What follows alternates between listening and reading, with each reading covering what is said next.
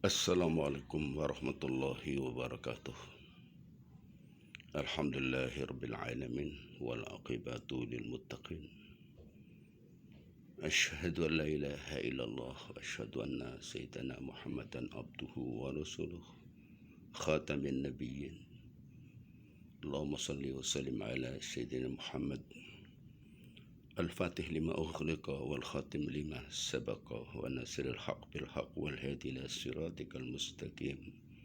سبحانك لا علم لنا إلا ما علمتنا إنك أنت العليم الحكيم. Amma ba'd. Para pemirsa Gendur-Gendur Asa Pesan Islam sesama, pada sore hari ini dari Majlis Ta'lim Al-Hasanah, Masjid Jami Al-Hasanah Cakung Barat, Jakarta Timur,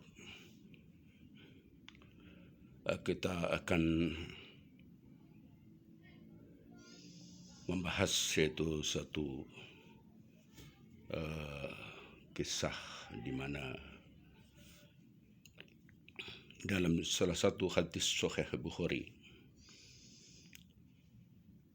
yang berasal dari Sa'id bin Jubair, dan kemudian berlanjut kepada Ibnu Abbas, dan disampaikan oleh Ubay bin Ka'ab bahwasanya Rasulullah Sallallahu Alaihi Wasallam itu bersabda pada suatu ketika Nabi Musa telah berpidato di depan Bani Israel. Qala Sa'id bin Jubair qal qultu li ibni Abbas hadatsana Ubay bin Ka'ab an Rasulullah sallallahu alaihi wasallam qama Musa khatiban fi Bani Israel faqila lahu ay a'lam. Tiba-tiba Allah Subhanahu wa taala menegur kepada Nabi Musa, "Wahai Musa, apakah ada orang dari Bani Israel yang lebih pandai daripada kamu?" Tidak ada. Nabi Musa mengatakan, "Qala ana." Sayalah yang paling pandai dari Bani Israel. Wa auha ilaihi ala Musa.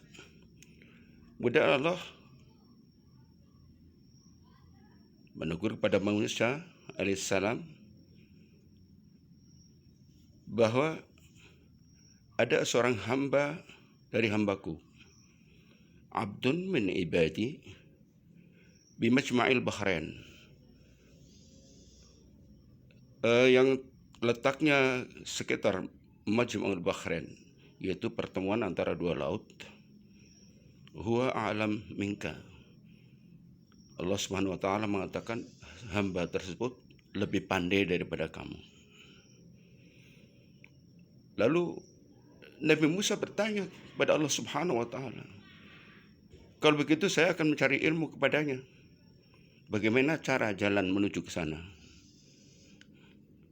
Qala ya Rabbi kaifa sabil ilaihi?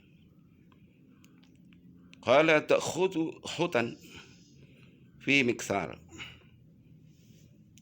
Kata Allah Subhanahu wa taala, kamu ambil seekor ikan. Lalu ikan itu taruh di kerasak dan bawalah menuju ke sana. Kemudian Nabi Musa alaihissalam melanjutkan perjalanannya dengan mengajak yaitu pemuda bernama Yusha bin Nun sebagai nakodanya untuk mencari yaitu orang yang lebih pandai daripada Nabi Musa. Dan kemudian perjalanan tersebut sampailah yaitu pada suatu tempat yang namanya Sakhra. Sakhra itu adalah batu besar. Sakhra atau batu besar itu ada keberadaannya dekat daripada Ainul Hayah. Ada sebuah mata air kehidupan. Nah, nanti kalau kamu sudah sampai di situ, carilah orang tersebut. Kata Allah Subhanahu wa taala berpesan kepada Nabi Musa alaihissalam. Ternyata Nabi Khidir sudah menyamar menjadi seorang laki-laki yang berpakaian kain tenun. Nah, inilah rahasia Allah Subhanahu wa taala. Apa yang disampaikan Nabi Khidir kepada Nabi Musa?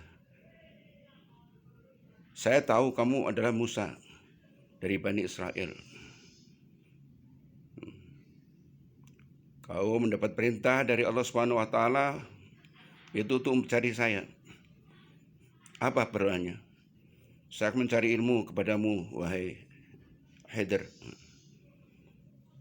Bukankah ilmu kamu dengan ilmu saya? Dan ilmunya orang-orang terpandai di dunia ini sama. Seperti hanya burung yang hinggap itu di lautan, kemudian meneteskan airnya. Setetes air itulah kepandaian kita. Jadi kenapa?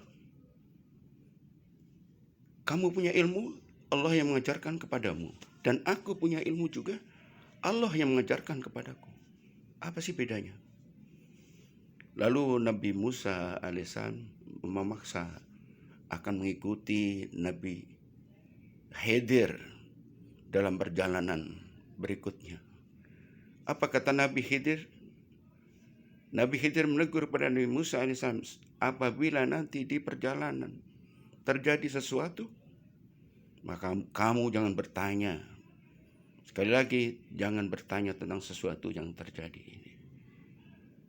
Nah, inilah ujian Allah Subhanahu wa taala kepada Nabi Musa untuk menahan kesabarannya, ya. Tatkala telah bertemu dengan Nabi Khidir. Namun apa yang terjadi? Yang terjadi adalah Nabi Musa itu tidak tahan kesabarannya, akan menanyakan sesuatu apabila terjadi sesuatu. Nah, inilah yang menjadikan Allah Subhanahu wa taala menemukan, yaitu antara Nabi Musa alaihissalam. Kenapa Nabi Musa alaihissalam ditemukan dengan Nabi Khidir? Karena Nabi Khidir menurut Allah Subhanahu wa taala itu lebih pandai. Dan kepandaiannya nanti dibuktikan tanpa dikasih informasi dari Allah. Nabi Khidir tiba-tiba yaitu bertemu dengan penduduk di satu desa. Ketemu dengan anak kecilnya itu dibunuh, dipenggal lehernya. Nabi Musa bertanya, kenapa wahai Khidir kau bunuh anak kecil itu? Tidak perlu engkau ketahui. Dalam hal ini hanya Nabi Khidir saja yang tahu. Nabi Khidir yang tahu bahwa kalau anak kecil ini dibiarkan hidup, nanti penduduk di wilayahnya akan beragama, yaitu menyembah berhala alias kafir kepada Allah Subhanahu wa taala. Kemudian Nabi Khidir melanjutkan perjalanan, kemudian bertemu dengan sebuah rumah itu mau roboh temboknya. Lalu apa? Dibenarkan sama Nabi Khidir ini. Lalu Nabi Musa mau bertanya, kenapa rumah mau roboh saja kok dibenarkan? Saya sudah bicara sama kamu sebelum perjalanan. Jangan tanya sesuatu kalau terjadi sesuatu. Itu adalah urusan saya.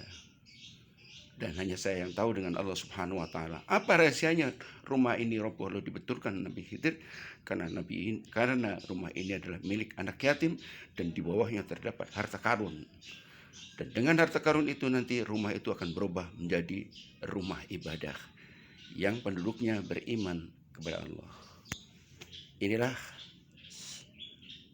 jadi mudah-mudahan dari salah satu hadis sahih Bukhari yang kami sampaikan melalui sanad Sa'id bin Jubair dan Ibnu Abbas dan Ubay bin Ka'ab Mudah-mudahan kita bisa mendapatkan manfaat dari Allah Subhanahu wa taala.